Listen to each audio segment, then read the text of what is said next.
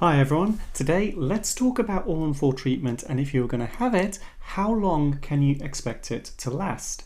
My name's Gus, I'm a cosmetic and implant dentist based in Marlow near London, and we do a fair bit of treatment where we're replacing a full set of teeth on implants. If you were going to go down this route, if you were going to spend all this money, go through the surgery and have all of this done, how long would it last? Okay, a lot of my patients want to know this, and I deliberately give them a vague answer and say, yeah, it'll be kind of decades. A lot of this depends on how well you maintain it, and also what are the kind of problems which you could get.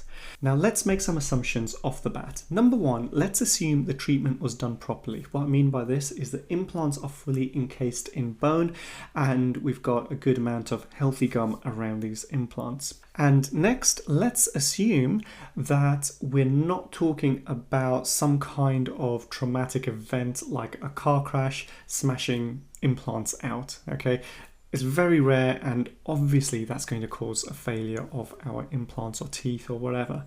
Now, when we come to complications, let's call it complications rather than failures, because I think complications happen first and then it can potentially lead to a failure. The most common complication is stuff happening with the teeth, okay? So not necessarily the implants themselves, but the teeth can chip off, the bridge can sometimes break in sections, but these things are actually very easy to fix, because if the treatment's been done properly, you should have screw holes where the implants are. You can just unscrew the whole lot, send it back to the lab can fix, repair, do whatever they need to, and you can have the teeth back to normal, back to kind of full strength again.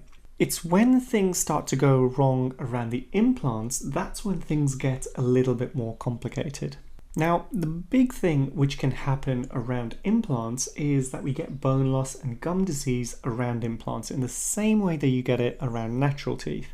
And the truth is, the vast majority of people who we do this treatment for have pre-existing gum disease, and that's why their teeth got so bad. Teeth start to get spaced out, they become loose, the bite becomes very deep, and these are all signs that there's a lot of gum disease going on. So we know that the patient is susceptible to gum disease.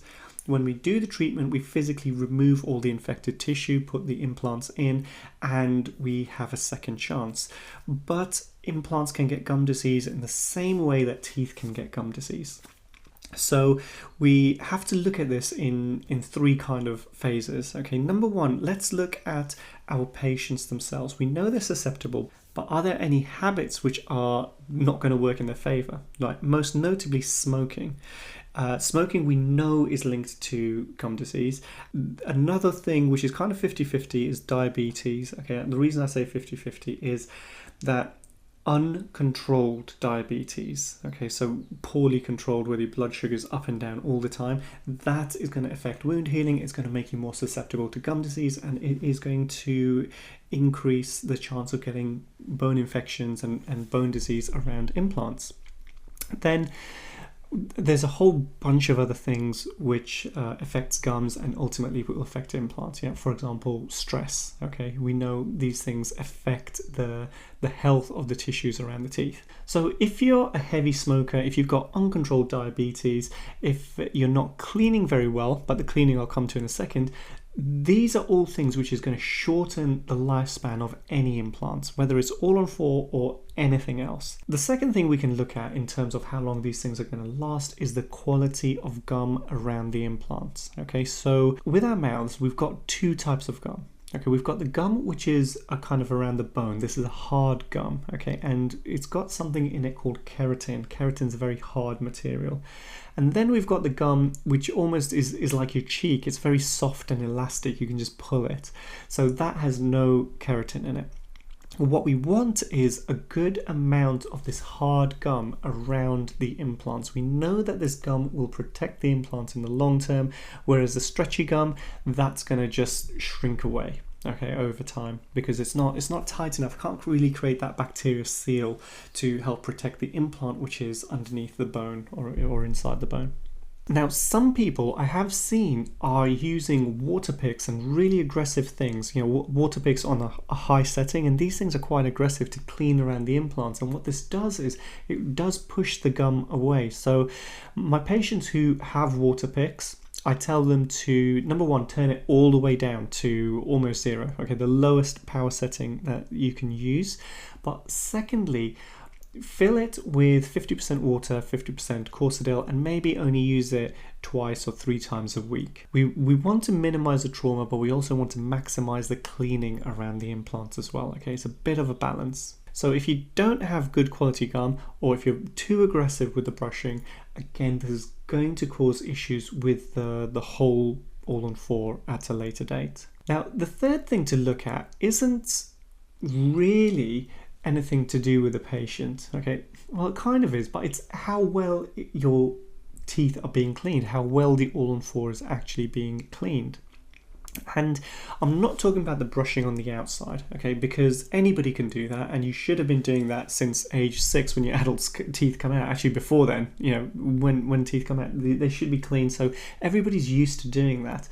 But I'm talking about the junction between the gum and the teeth, okay?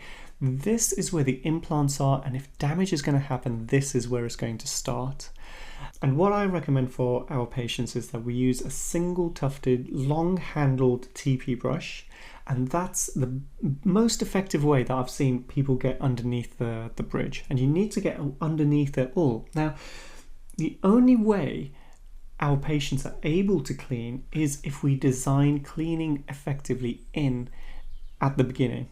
Okay, so we want a nice flat platform. Sometimes we create a gap between the gum and the teeth, but we always create a way of cleaning. Okay, if there's no physical gap, you can push it, and it's a tiny bit uncomfortable when you're pushing it, but you'll be able to get a brush all the way through.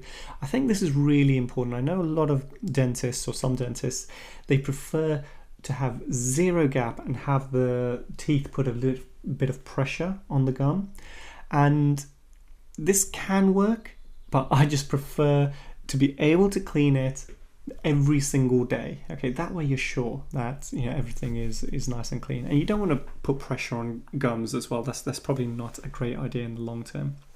So if you're cleaning well, if you're cleaning effectively, it's going to definitely increase the lifespan of our implants and therefore our All-on-4 bridge. If you're not cleaning well, and the only way you really know is by taking the whole bridge off, and the way we do it with our patients is we'll see them for a review, take the bridge off and see what it looks like underneath, and sometimes it's not clean at all. So we really need to work hard to find a way that our patients are able to clean. Okay, and there's no silver bullet on this one. Most people will have a slight variation in what they find useful. Some people will use Superfloss, some people will use these brushes that I've mentioned, and Waterpix. All these kind of stuff are available. It's about finding the best one for your situation. Now, there are other things that we can think about in implant design, using a half polished and half roughened implant, so that if we do get an implant, if we get bone loss around an implant, it's easy to maintain it. All of these things are available, but they're kind of like an insurance policy, and I haven't used it on every single case because there's only certain types of implants which have this feature. Those things can buy you extra time if you've got bone loss around an implant, but if we can control all of these factors, if we can tip all of these factors in our favor a little bit, it's going to have a dramatic effect on the long-term health of your All-on-4, and it's going to push any more complex treatment further down the line. Okay, and that's really what we're trying to do. Once you have bone loss around All-on-4, it becomes very difficult. You start running out of options. Maybe you can have All-on-4 done again, but you've got the expense and the going through the whole procedure. You've got all of that to deal with, and that's assuming you have enough bone. If you don't have enough bone, then are we looking at zygomatic implants, which adds a different level of complexity into the whole procedure. Okay, so I hope you got something out of it. If you're considering this kind of treatment, it's a fantastic, life-changing treatment, and if you look after it like you would, if you brought a brand new Bentley, I'm sure most people would look after that quite well. It's the same kind of thing, right? Take care of it, and it will last you a really long time. That's it for today. If you have any questions, comments, leave them below and consider subscribing. I will see you next time. Take care.